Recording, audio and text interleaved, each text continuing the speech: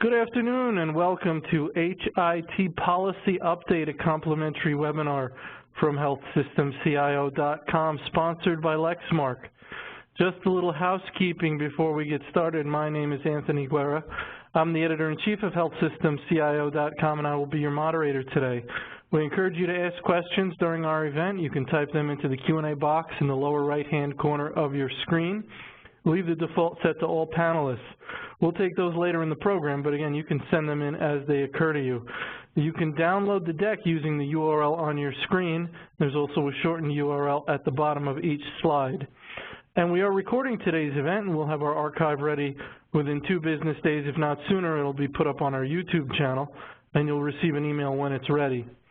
Just so you see how we're going to spend our time today, we're going to go 25 minutes or so with Dr. John Halamka, CIO at Beth Israel Deaconess Medical Center. And then we're going to hear from our sponsor, represented by Darren Sinkler, VP of Healthcare Sales with Lexmark Healthcare, and then we'll have our Q&A. So without further delay, I'm going to turn it over to our good friend, Dr. John Halamka. Thanks for joining us, Dr. Halamka. Well, thanks very much, Anthony. Always a pleasure doing these things because you keep me on my toes. You know, every quarter we have to figure out what's new, what's edgy, and how to interpret the new regulations coming down the pike. And every time we get together, I keep thinking the regulations will be at their end and will be actually completely without an agenda, but no. Here we've had HIMSS, lots of interesting things going on with precision medicine, things going on at CMS and ONC, and so much to talk about.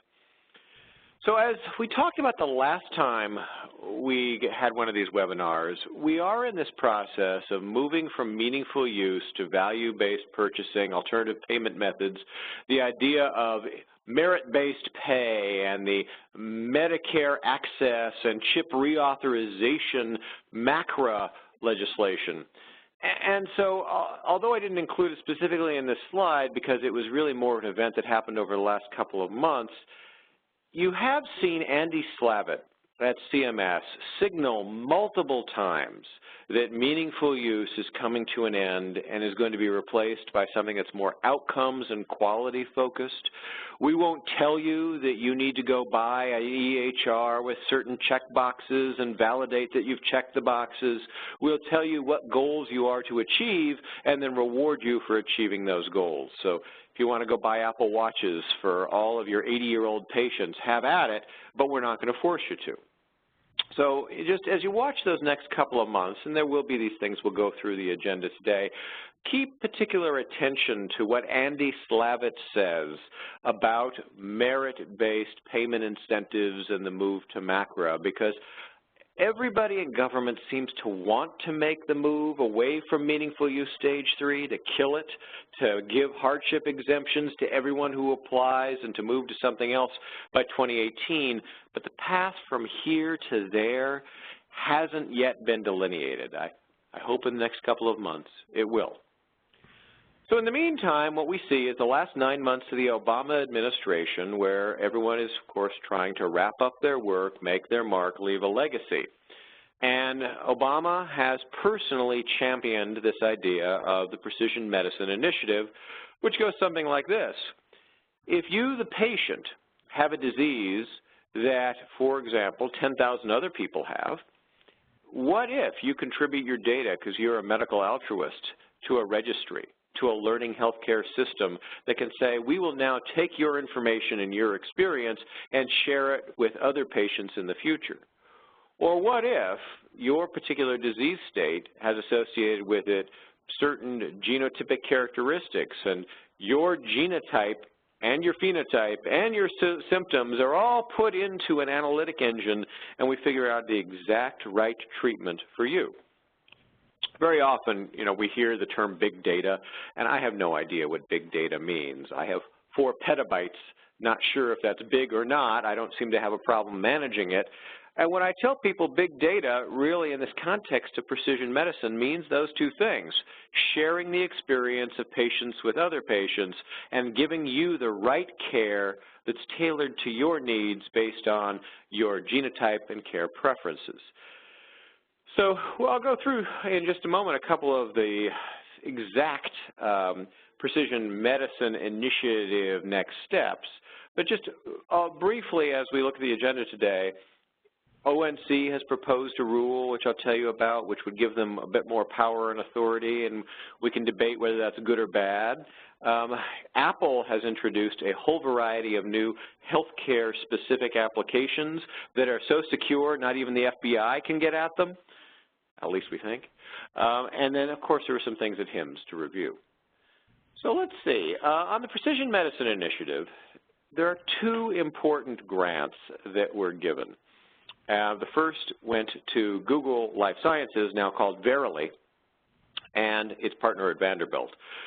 And that particular grant really is meant to deal with this big data analytics, build big research repositories for clinical trials, clinical research, and it's really at a population level, find trends, understand health and disease. So call this the Big Data Mining Initiative. And I think, you know, the folks at Verily and Vanderbilt are uniquely qualified to do that.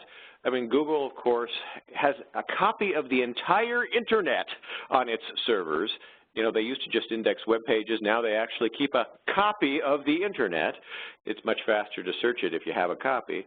So if they can search the Internet with their tools, certainly the notion of them searching medical databases using structured and unstructured approaches makes some interesting sense.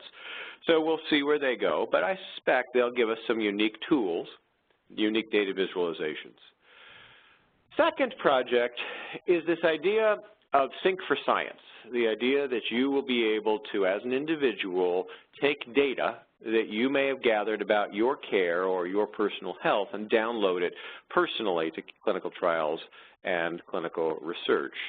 And this does play well into the Apple products we'll be talking about in a moment. And that grant has been given to Harvard Medical School, specifically Josh Mandel at the Department of Biomedical Informatics at Harvard. And so I will have some relation to that grant, though I get no funding, Anthony. Don't worry, I have no conflict of interest. So precision medicine, big data analytics, looking at population, and enabling the individual to contribute their data and hopefully get much more refined care. Two grants that will be over the next year or so interesting to watch.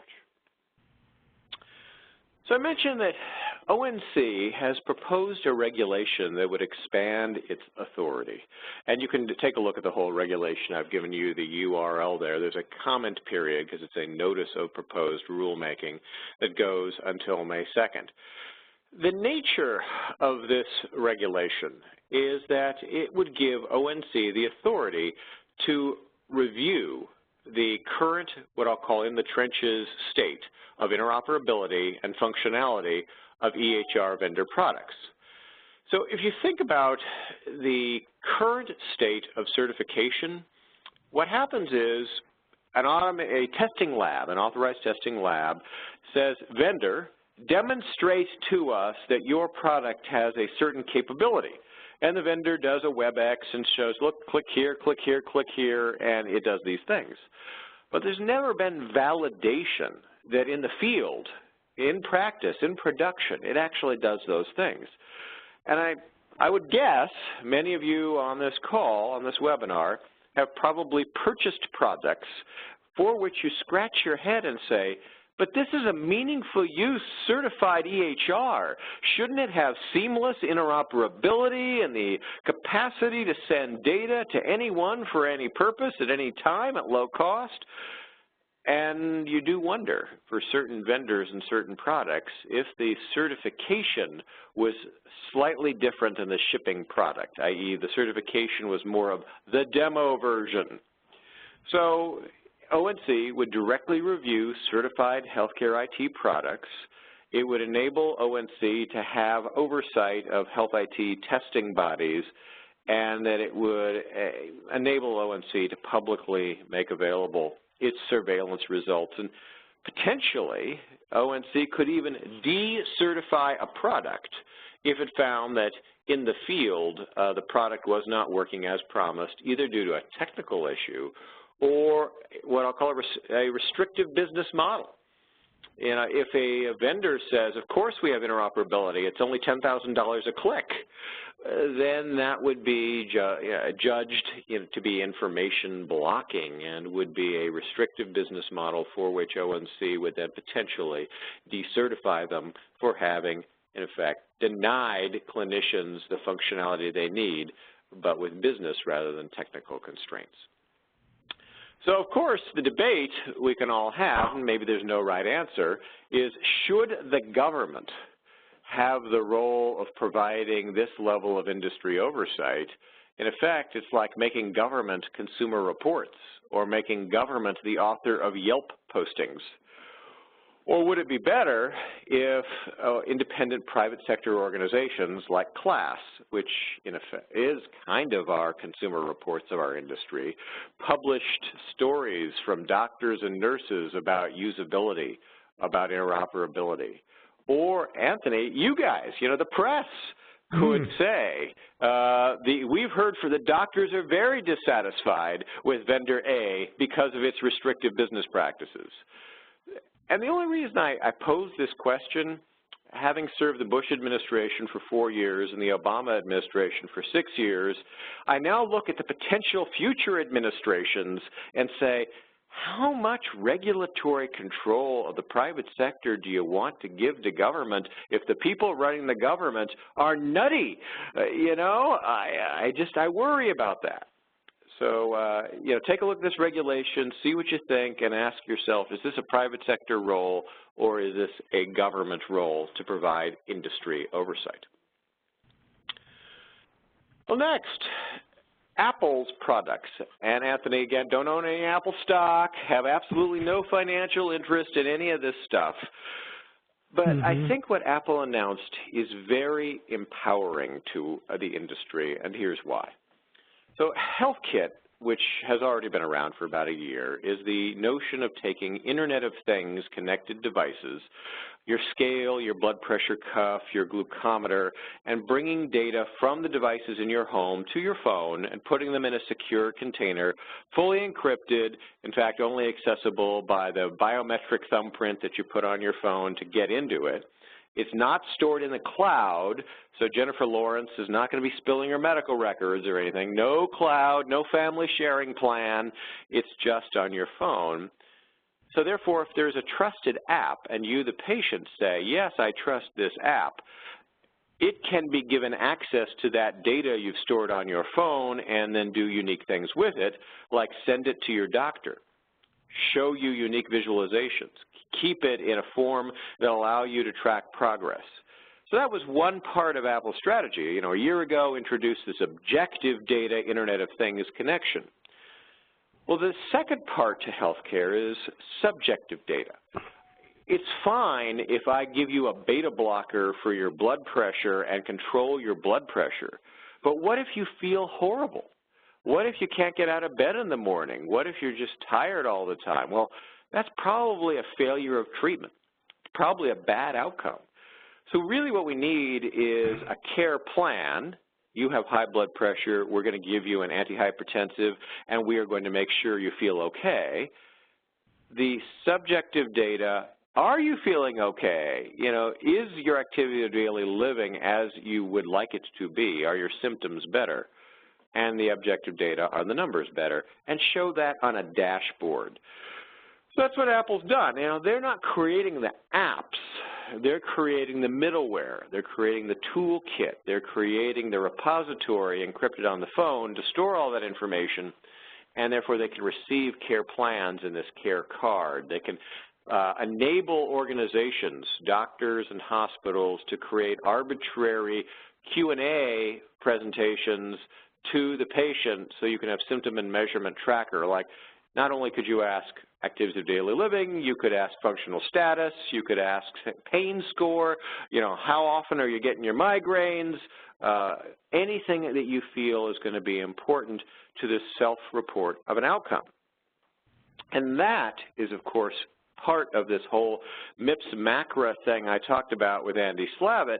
If we were going to get paid based on outcomes, most of our EHRs don't store outcome data. Well, we know you got the aspirin, but we have no idea if you went back to home after your heart attack and went, doing those things you like to do. You're rowing every day or whatever. So this idea of getting subjective data from the patient plays right into what could be the future way we are paid. So I think it's going to be big. And then having a dashboard that shows your progress, shows subjective, objective, and care plan data all on one screen, and then having a capacity to connect to your clinicians securely for communication of this information. And although Beth Israel Deaconess has written apps that work with these Apple infrastructures, Apple really intends to make it easy, and I think their vision is that eventually doctors and hospitals won't have to be app writers so much as they are configurators. That is, you take these various tools and pieces and add some configuration of where should the data go and how should the data get there, and then any phone in the world that needs to communicate with you can. And it's all controlled by the patient. And as I mentioned, with precision medicine, this is another important adjunct to that toolkit if you want to be able to contribute your data not only to a doctor's office, but to a care registry or clinical trial or clinical research database. So kind of exciting stuff. And I hope Android, you get Samsung or somebody else coming up with similar functionality so we have parity across devices. But for the moment, it looks like iOS is going to be a leading contender for the health record that you carry on your person. At HIMSS, of course, as everyone who went there knows, it's 43,000 of your closest friends all getting together. Interesting trends this year. I mean, you certainly saw a lot of population health analytics, big data, some interoperability. But overall, my sense was there was a sense that new models of reimbursement are coming, and more patient-family activation is required. And what that means is patient-family engagement, as we saw in Meaningful Use, is go look at your record, go send me an email. Well, that doesn't mean that you actually understand your care or you understand the treatment or you buy into more exercise and whatever it is you should do to get better. Activation is more about the fact that we have now given you something of value, telling you that, yes, you will develop very serious long-term illness unless you do something, and you make an intervention and you are a partner in your care. If we're going to have that patient activation, there needs to be better data liquidity to patients. So what ONC did at HIMSS, you may have seen it, is they had all the major EHR vendors, about 90% of the covered lives of the United States that sit in those EHR systems, all pledged the following, that consumers will be able to access all their electronic data from EHRs and do it through more than just a portal, to do it through an API. And that basically means, although they didn't expressly state it, this new emerging standard, FHIR, the Fast Healthcare Interoperability Resources, would be part of every EHR. So therefore, whether it's Epic, Cerner, Meditech, Athena, McKesson, patients would be able to, through an app, basically request their data and get a copy of it on their devices.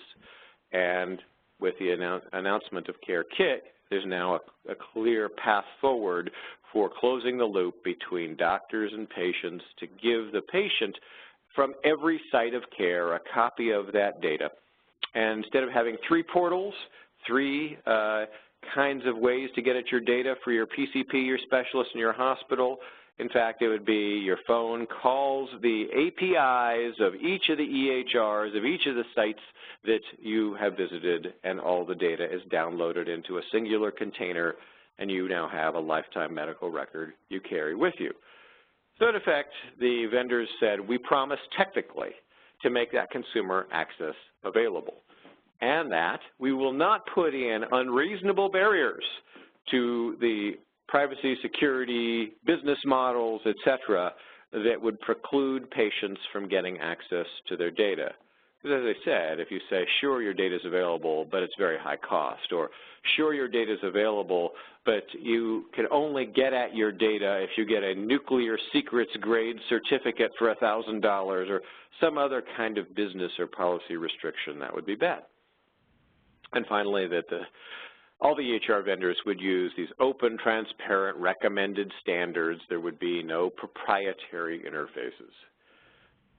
And now, of course, one side of me says, this is great, but the other side of me says, I've seen a lot of pledges before, and sometimes pledges are made but not delivered upon, or they're delivered upon in a demo only and they don't scale.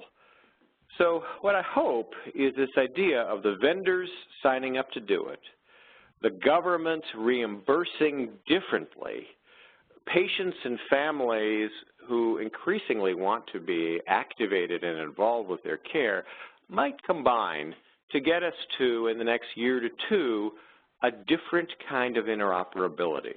And that is one that is doctor to patient to doctor rather than just doctor to doctor. It solves a lot of privacy problems. It creates a nice way for the patient to curate their information. It does create some interesting provenance issues, which is what if the patient could modify the data while it is in the container on their phone and, for example, modify their Tylenol number 3 to OxyContin and then send it off to the next doctor. We have to be very careful that we don't wreck data integrity by putting the patient in the middle.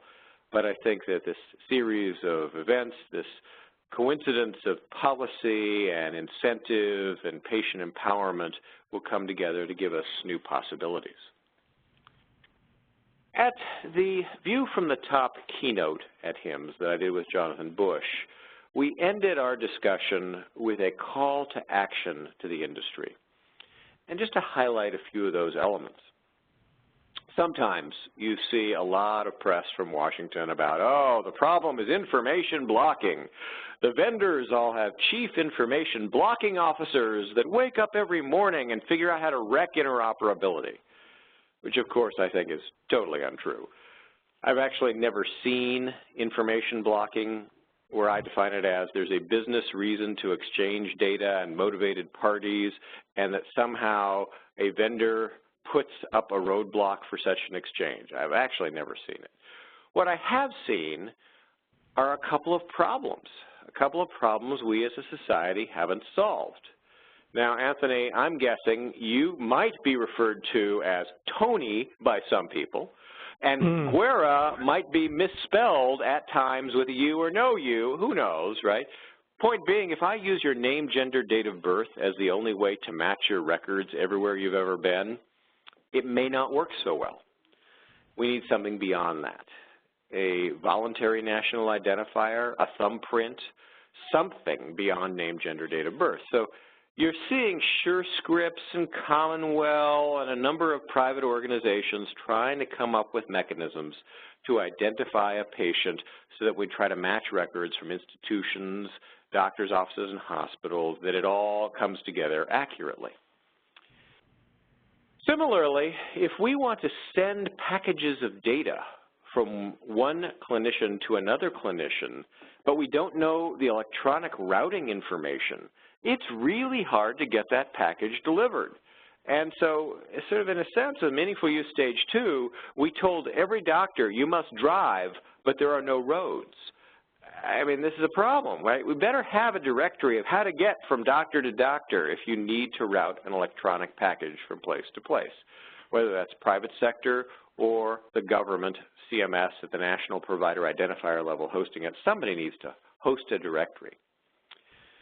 Today, although there is a national standard for our clinical summary, it has a lot of optionality, and it's relatively easy to generate and devilishly hard to parse, because it may very well be that you have every vital sign the patient has had for the last 3 weeks in the ICU in the document. That's standards compliant, but it generates a 1,000-page CCDA that no one can possibly read. So we need to constrain the formats we're using for summary care exchange. Now, just as you've heard from the various HIMSS pledges and some of the current developments in the industry on standards, the idea of using this fast healthcare interoperability resources, or FHIR, as a means of being able to do discrete data exchange is a really good thing. It's really an easy standard to use. You're starting to see it gain more and more traction for not only this patient-facing application program interface, but doctor-to-doctor query response, public health, or other means by which we need to get data across two parties without having vast expense or a lot of overhead to develop the programming. And finally, I think a big challenge is if I'm going to send data from place to place, how do I know I can trust the recipient? The example I use is Joe's Endoscopy Shack opens up in your neighborhood. When they request records, are you going to send them? How do you know? Maybe they're aggregating the data and selling it to Pfizer. Who knows? So the idea of having some mechanism of enforcing trust. In the case of what we've been working on with this FHIR project, it's using commonly available standards, OAuth and OpenID, to create a fabric of trust. You decide who in the community is reasonably trustworthy, who signed your participation agreement and business associate agreement, and then they're included in a white list, and then transactions will flow. So it isn't that there's information blocking. It's that in the absence of a patient identifier, a doctor routing directory, a clearly delineated payload, a simple standard that enables query, and trust, it's just hard. It's hard to send data from place to place with an EHR out of the box. So that's why we have every community doing one-offs today, sometimes successful and sometimes not. So let us hope in the next year that the country focuses on solving these 5 things. And there are a lot of private sector organizations that are trying, and I do have great faith in the private sector's capacity to innovate and bring us more interoperability over the next year to 2. So with that, Anthony, let me turn it back to you, and then we'll look forward to the Q&A. Excellent. As always, very informative, and thank you very much. So now we're going to hear from our sponsor, represented by Darren Sinkler, VP of Healthcare Sales with Lexmark. Darren? Yeah, thank you, Anthony, and thank you again, Dr. Halamka, for your insight and your debrief on these new and exciting areas and opportunities. We appreciate also the ability to continue to sponsor this informative webinar. I wanted to just take a quick moment here to introduce or reintroduce to you all Lexmark Healthcare. You probably are very familiar with the Lexmark name or brand, and in fact, probably many of you have copiers or printers inside your facilities today, or you may be utilizing our managed print services in your hospitals. But about 5 years ago, Lexmark wanted to diversify their product portfolio, and they purchased a company called Perceptive Software at the time. Perceptive Software was a world-class leading document management system provider for lots of different industries, but in particular healthcare. We were doing a lot of medical record scanning, accounts payable, human resources, and those types of things. Within the last 5 years, Lexmark has given the Enterprise Software Division the ability to go out, especially from a healthcare perspective, and acquire 3 new technologies that really help round out our depth and breadth of solutions that we can provide to our healthcare customers today. And those 3 acquisitions were Acquio Technologies, which was the leading vendor-neutral archive, a global market leader. So that really gave us the unique ability to not just capture scanned-in medical records or accounts payable type documentation, but also now move into across your enterprise and provide capture and connectivity solutions for your ologies, cardiology and radiology being the 2 primary ones. We also purchased a company called PaxGear Solutions, and it's kind of what the name says. It was a lot of toolkits for radiology and cardiology PACS administrators to use to help capture, connect, and share information in and around your cardiology and radiology practices. That gave us the additional unique ability to capture disparate information that's floating around those areas. And finally, a company called Claron Technologies. Once you capture this information and you've stored it in a single repository, we have to be able to provide the unique ability to view this information. So Clarion provided a zero footprint web viewer that's both for diagnostic and referential reading. So we really we rounded out our portfolio of content management solutions with those acquisitions, and we've done the unique thing of providing and orchestrating a single repository that those now all are feeding from. So they're not 3 disparate or 4 disparate technologies. They're all being utilized and driven from one single back end. You know, the challenge really was what Dr. Halamka alluded to earlier a little bit, in that capturing data that doesn't originate in the electronic medical record or really have a home in the EMR per se, things like document imaging, photos, EOBs, historical patient records, you know, or take radiology, for instance, ophthalmology pictures or procedural videos. All this information really lives outside of the EMR, and our technology really just allows for your facilities to easily capture and index and route and store this information.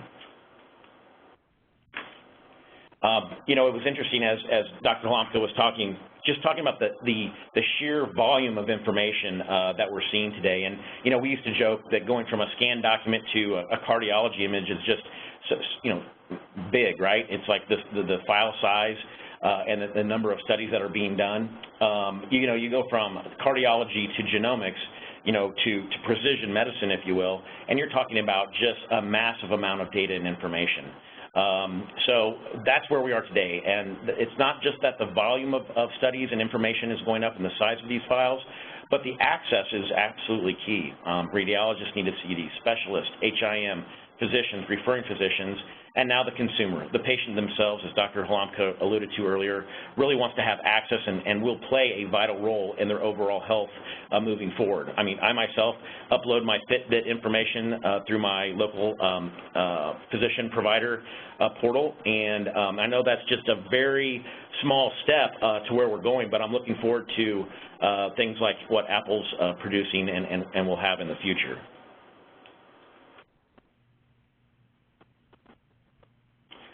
Real quickly, as I wrap up, this is my last slide. If you're a hospital today and you're on the phone today, there's a good chance that you're a customer of ours already. You may or may not know it. We have over 3,000 hospital users, and almost all of the HIMSS Level 7 customers are using us in one frame or fashion. You know, we're a global leader in the VNA market, and we're always tops in class. And so you'll continue to hear us over the course of the coming months as we move into RSNA, and hopefully some of you saw us at HIMSS. We had an absolutely great show. We probably had 39 of the 43,000 people in our booth, so we appreciate everybody's good intentions and interest there.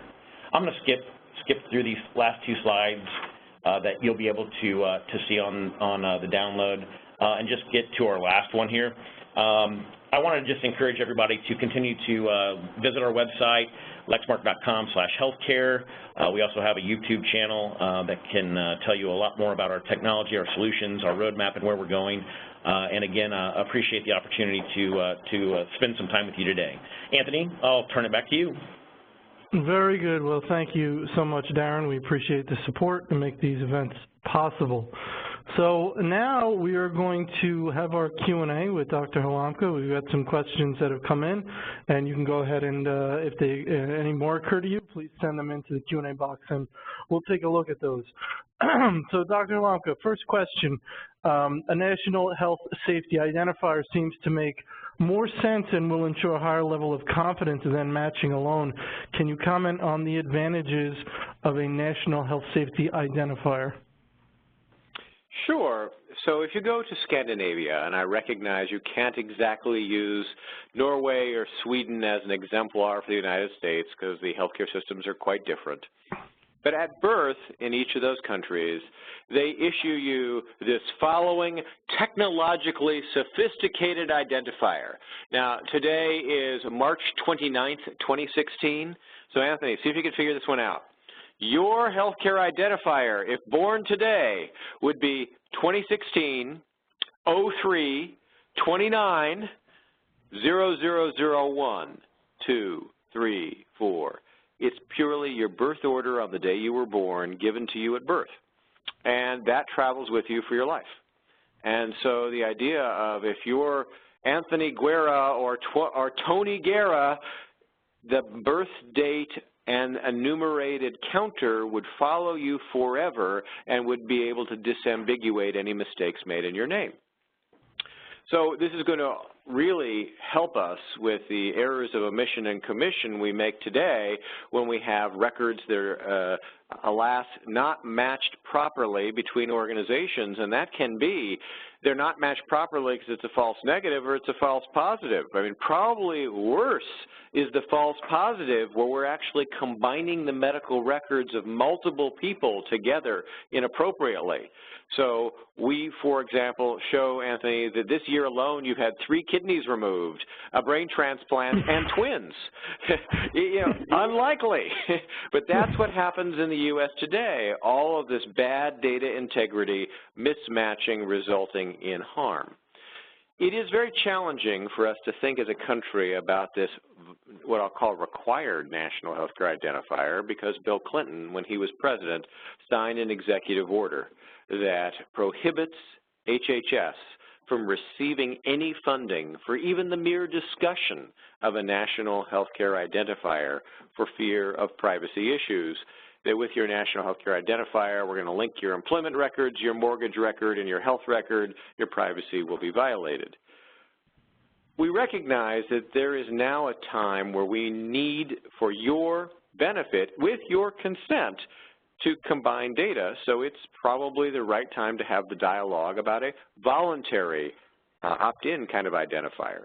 And to that point, Lamar Alexander and Orrin Hatch, as part of the Senate Help Committee, have created draft legislation, and one of the elements of that bill is that the GAO will be commissioned as an independent investigatory authority to examine the risks and benefits of a national healthcare identifier.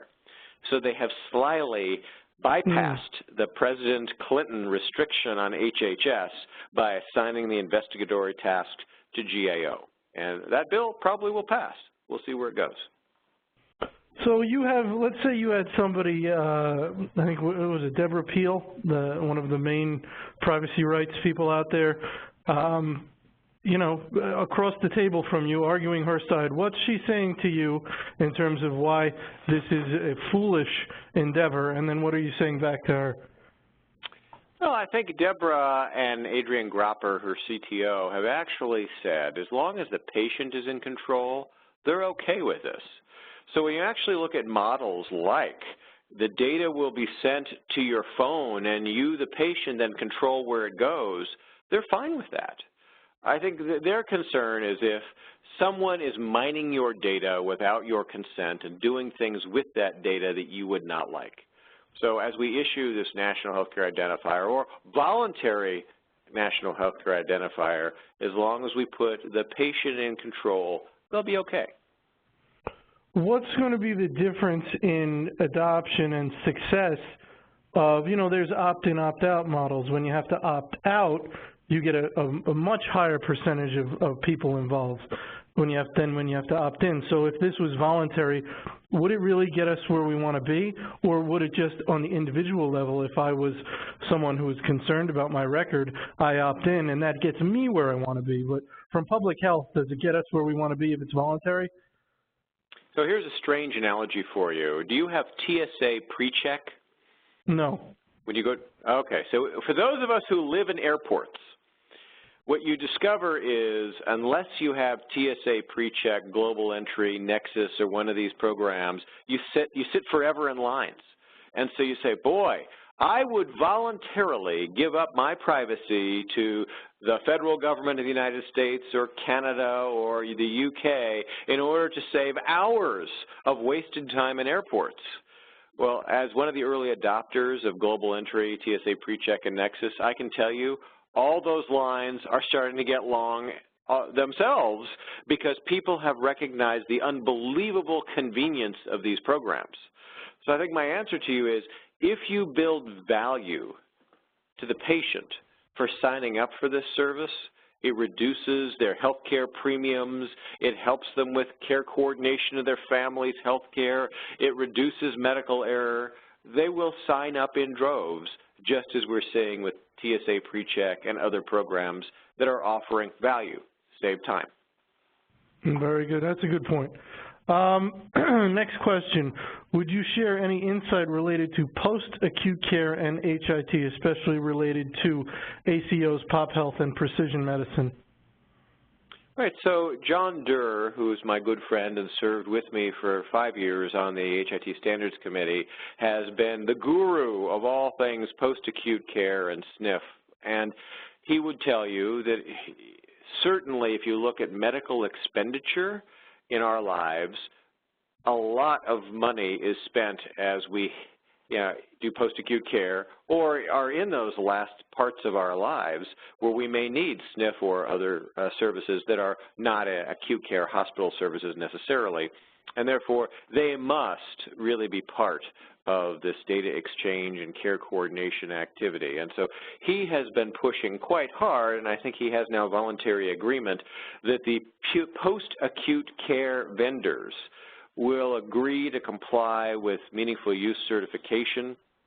It's not about stimulus, because they're not part of the stimulus program and all that money is spent. It's about interoperability, and it's about workflow, and it's about including those providers in the exact same kind of data exchanges that we're now seeing in acute care hospitals and physician offices.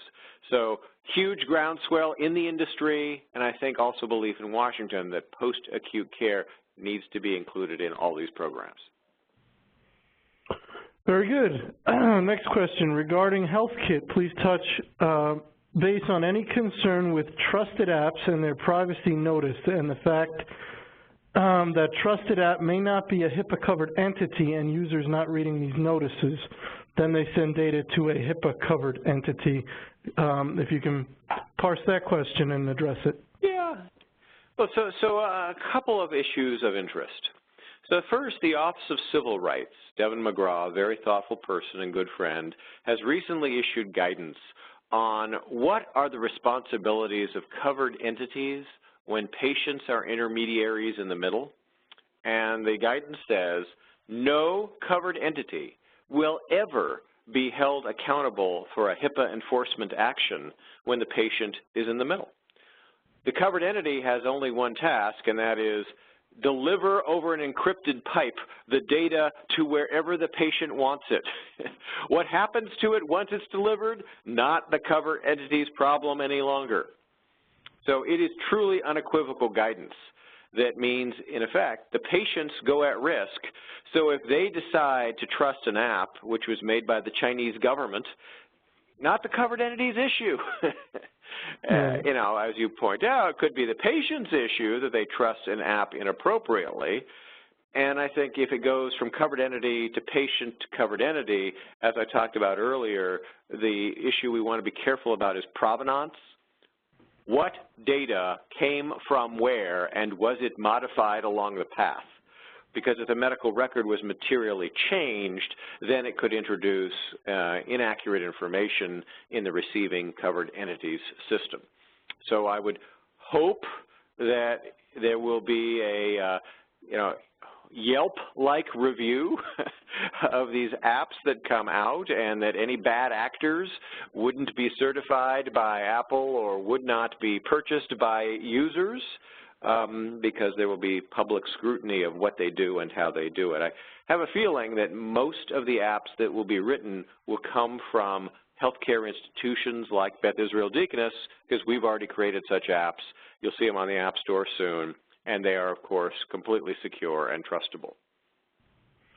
Okay, more interest in patient ID. So I'm going to combine these two questions into one. So you've got Chime, which has issued a national patient ID challenge through HeroX, big prize money there. They're working on that. And then AHIMA, which just posted a petition that they're looking for 100,000 signatures by April 19th, and there's a link that's been put up in our Q&A box by our good friend Dave Muntz. So your thoughts on those two initiatives? Sure. I mean, there's a recognition that an innovative solution is necessary. And whether that's give every baby a number at birth, give people digital certificates, or I know some trusted private company will issue OAuth credentials for healthcare. There's so many ways you could solve this, but it needs a competition. So I actually love the idea that you're going to put some of the best minds, many of them maybe not in healthcare, on this, and may the best technology with the best privacy and usability win.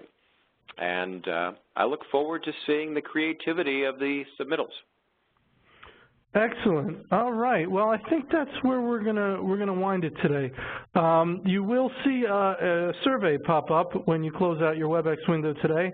I ask you to please take 15, 20 seconds and answer that survey, and always interested in your comments for us to make these events better and ways we can do that. I want to thank our good friend and regular speaker, Dr. John Halamka, for joining us and giving these invaluable updates to the industry. I want to thank our sponsor, Darren Sinkler and Lexmark. As I mentioned, you'll receive an email when our archive recording has been posted to our YouTube channel. Each one of our events gets you a Chime CHCIO credit, so make sure you let Chime know you attended, and if you've asked us to do that, we will. Sponsorship opportunities, you can contact Nancy Wilcox. And the final slide I've turned into a certificate of attendance for those of you who need one. You should be able to grab that, and that should work for you. And you can go to our website, see our upcoming schedule. So with that, I again want to thank Dr. Halamka, Darren Sinkler, Lexmark, and all our attendees. Everybody have a wonderful day. Thank you.